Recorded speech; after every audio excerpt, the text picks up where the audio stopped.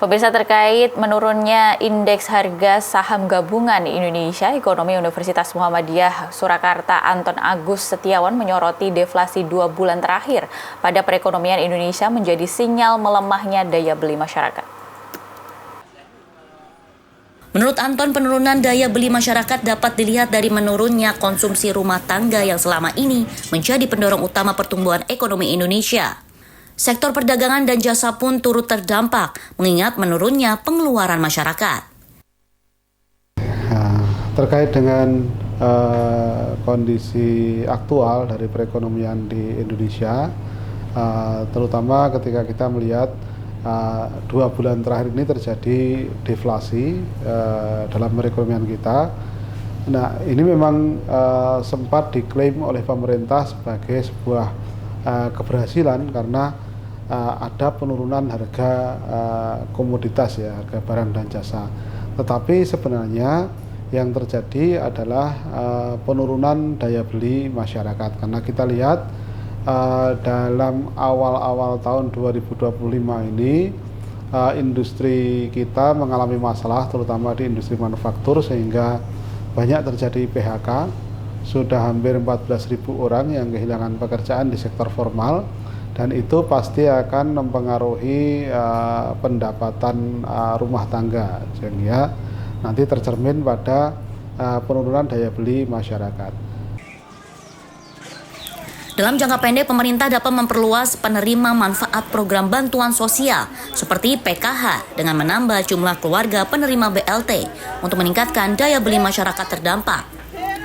Anton juga menyoroti perlunya membenahi iklim investasi di Indonesia dengan memperbaiki efisiensi ekonomi, mengurangi pungli dan korupsi, serta menurunkan angka ICOR yang masih tinggi.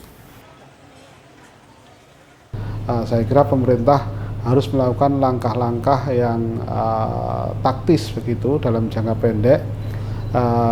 Misalnya dengan kemarin pemerintah sudah berusaha mengurangi beban masyarakat, memberikan potongan untuk tarif listrik, dan kemungkinan nanti juga direncanakan akan ada subsidi untuk jalan tol ketika Lebaran. Itu saya kira satu hal yang positif. Sebenarnya ada yang bisa dilakukan pemerintah dalam jangka pendek, ya. Misalnya memperlebar atau menambah jumlah keluarga yang mendapatkan tunjangan BLT. Kalau sekarang kan di program Keluarga Harapan itu sebenarnya bisa diperluas, di-extend, sehingga pihak masyarakat penerima tunjangan tersebut bisa lebih banyak. Ini bisa membantu untuk mendorong daya beli masyarakat.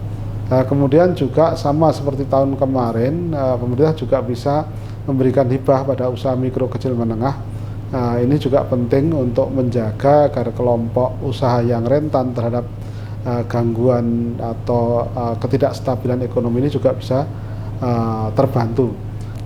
Terkait dengan iklim investasi di Indonesia, yang saya kira juga perlu dibenahi, dan ini juga terkait dengan yang berkali-kali disampaikan oleh banyak pengamat ekonomi maupun juga para pelaku usaha terkait dengan inefisiensi atau ketidakefisienan perekonomian kita yang ditandai dengan indeks ICOR atau Incremental Capital Output Ratio yang kita masih di atas atau di angka 6%, ya, idealnya berada di 3%.